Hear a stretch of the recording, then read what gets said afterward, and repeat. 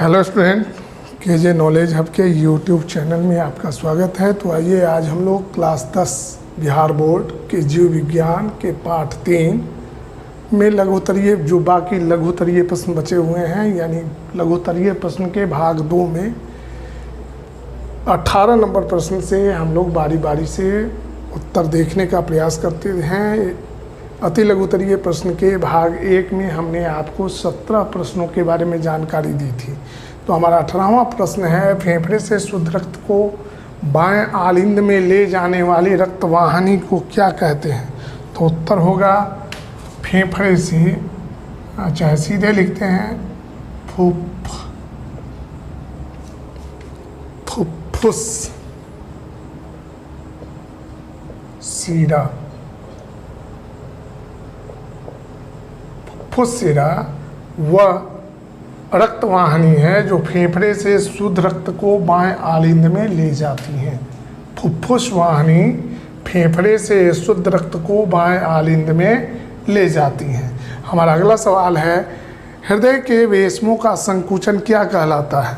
तो हृदय के वेश्मों का संकुचन सिस्टोल कहलाता है। हृदय के प्रश्न संख्या 19 है, वेश्मों का संकुचन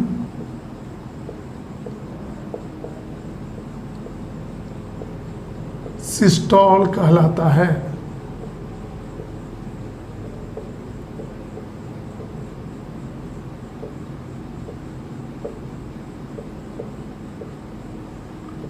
प्रश्न संख्या 20, शरीर की ऐसी धमनी का नाम लिखें जिसमें डिऑक्सी जनित रक्त प्रवाहित होता है, मतलब ऑक्सीजन विहीन रक्त प्रवाहित होता है। तो शरीर की ऐसी धमनी, शरीर की ऐसी धमनी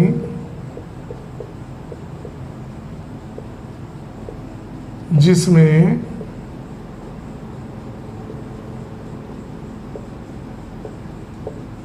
ऑक्सीजनित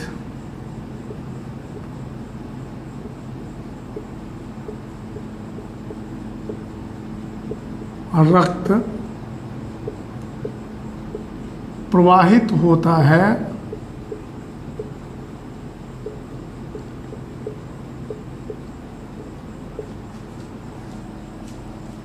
फुफ्फुस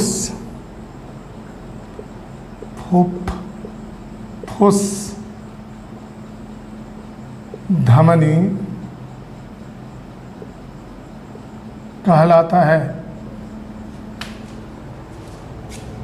यह अपवाद होता है, बाकी धमनियों में शुद्ध रक्त का प्रवाह होता है, यानी ऑक्सीजन जनित रक्त का प्रवाह होता है।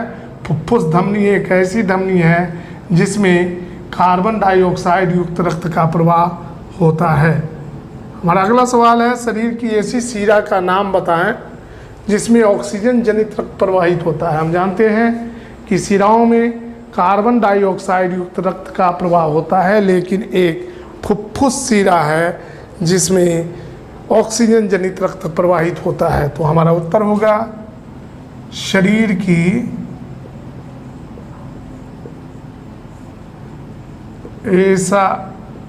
ऐसी शिरा जिसमें ऑक्सीजन युक्त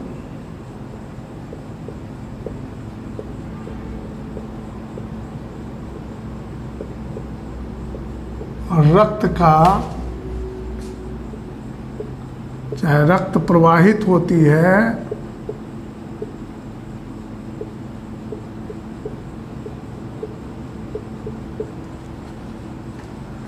फुफ्फुस शिरा कहलाती है। हमारा अगला सवाल है, विभिन्न सिलिकाएं आपस में जुड़कर किस रक्तवाहिनी का निर्माण करती हैं? उत्तर होगा विभिन्न सिलिकाएं आपस में जुड़कर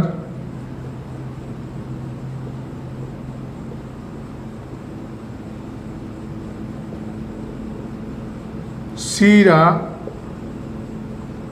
रक्तवाहिनी का निर्माण करती है, का निर्माण करती है। हमारा अगला प्रश्न है प्रश्न संख्या 23, एक ऐसे एक कोशिकीय पौधे का नाम बताएं जिसमें परिवहन विसरण के द्वारा होता है। तो ये है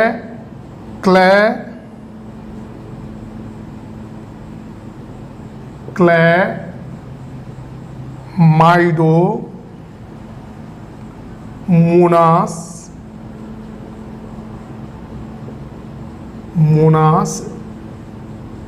एक कोशिकीय पौधा है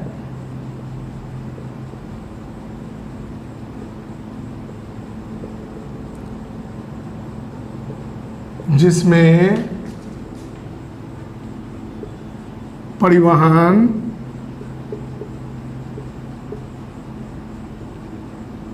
विसरण के द्वारा होता है, विसरण के द्वारा होता है। और अगला प्रश्न है प्रश्न संख्या 24, पौधों में जल एवं खाद्य पदार्थों के स्थानांतरण करने वाले ऊतकों को क्या कहते हैं? तो संवहन ऊतक ये दो प्रकार के होते हैं, जाइलम और फ्लोएम। जल का संवहन जाइलम करता है जबकि खाद्य पदार्थों का संवहन जो है फ्लोएम करता है। हमारा उत्तर होगा पौधों में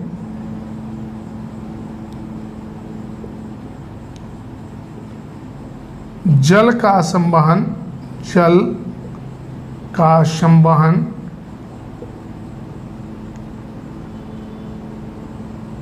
जाइलम के द्वारा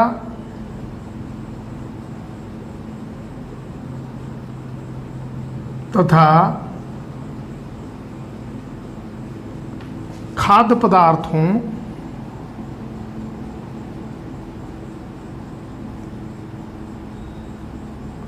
स्थानांतरण और संवहन इक्के है का संवहन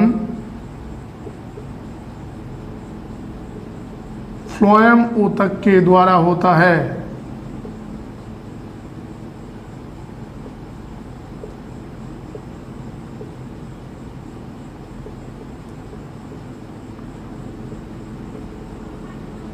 हमारा अगला सवाल है प्रश्न संख्या 25, जल संवाहक ऊतक में पाई जाने वाली लंबी तथा बेलनाकार नलिकाएं क्या कहलाती है? आंसर होगा जल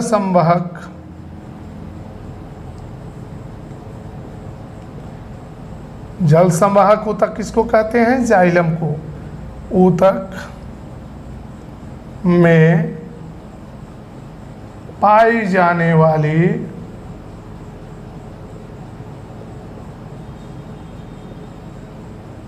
लंबी तथा बेलनाकार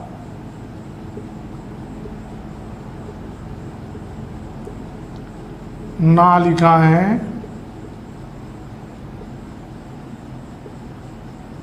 वाहिकाएं कहलाती हैं।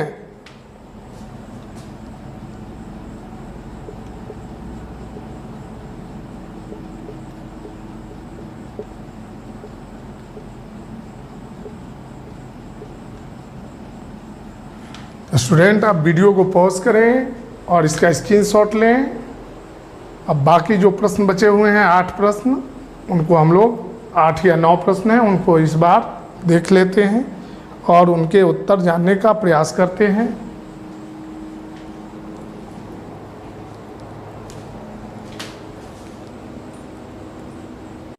देखते हैं प्रश्न संख्या 26, जाइलम तथा फ्लोएम में किसकी कोशिकाएं मृत होती है? तो जाइलम तथा फ्लोएम में जाइलम की कोशिकाएं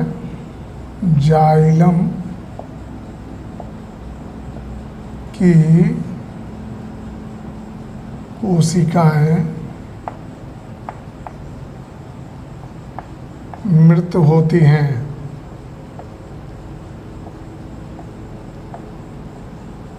जबकि फ्लोएम की कोशिकाएं जीवित होती हैं। जाइलम तथा फ्लोएम में कौन सा संवहन ऊतक खाद्य पदार्थों का स्थानांतरण करता है?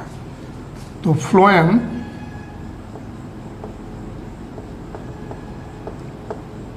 पौधों में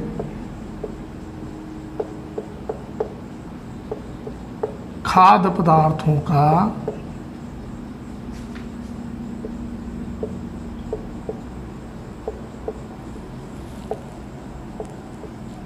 स्थानांतरण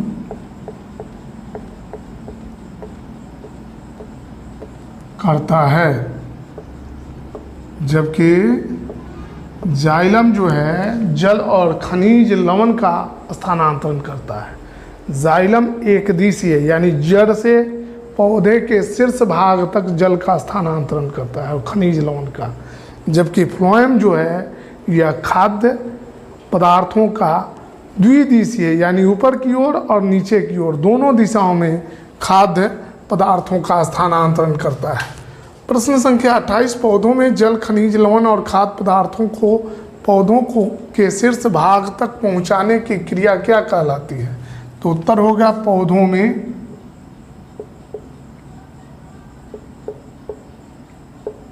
जल, खनिज लवण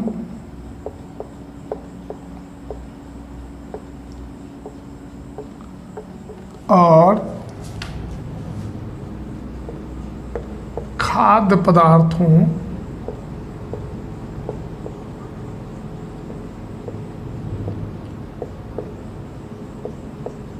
को पौधों के शीर्ष तक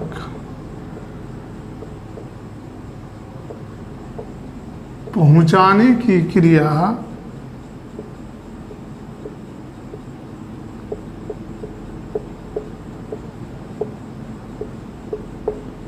स्थानांतरण कहलाती है।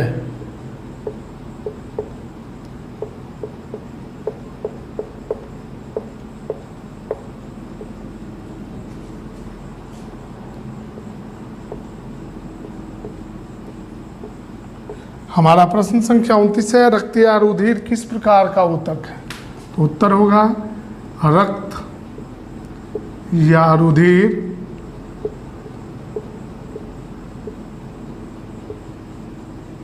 एक तरल संयोजी ऊतक है।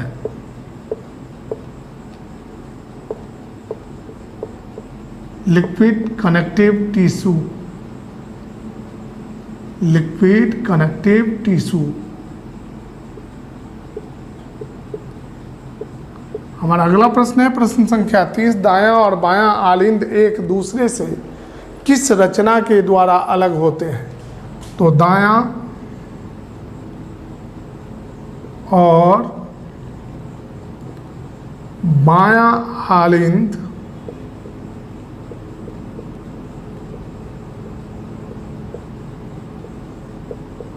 सेप्टम या हिंदी में इसको विभाजक कहते हैं, विभाजक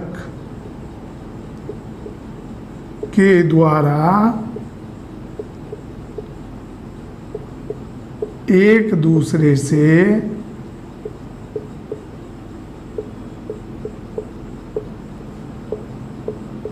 अलग होते हैं।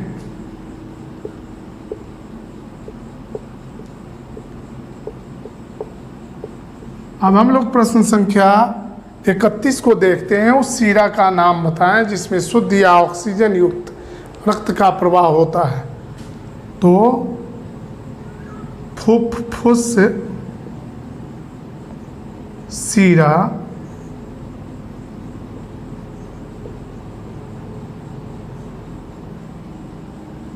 वह शिरा है जिसमें शुद्ध या ऑक्सीजन जनित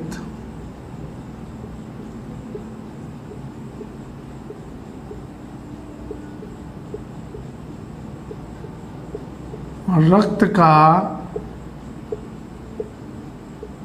प्रवाह होता है।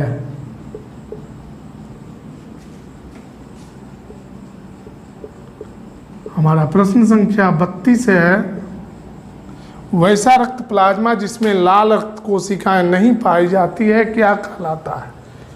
तो वैसा रक्त प्लाज्मा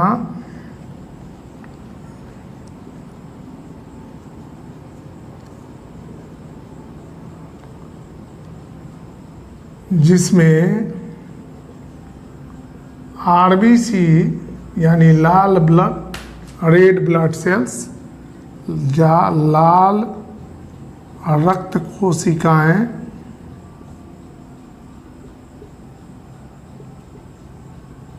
नहीं पाई जाती हैं,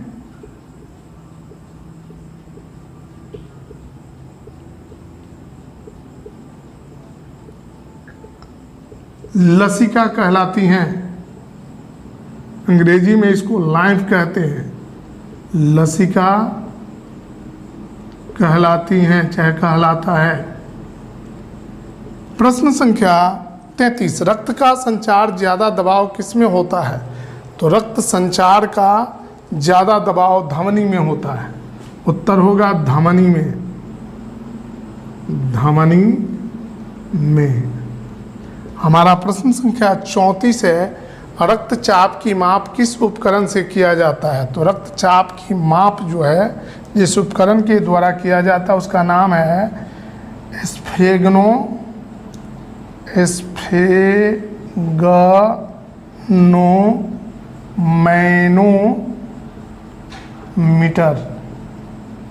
तो स्टूडेंट, आज हमने आपके समक्ष जीव विज्ञान वर्ग 10 के पाठ 3 परिवहन के अति लघुत्तरीय प्रश्न के भाग 2 में शेष 17 प्रश्नों का बारी बारी से उत्तर देने का प्रयास किया। अगर आपको वीडियो अच्छा लगे, अगर आपके लायक वीडियो हो तो आप इसे लाइक करें, शेयर करें, सब्सक्राइब करें और हमारे अगले वीडियो का इंतज़ार करें। तब तक के लिए हम आपसे विदा लेते हैं। धन्यवाद।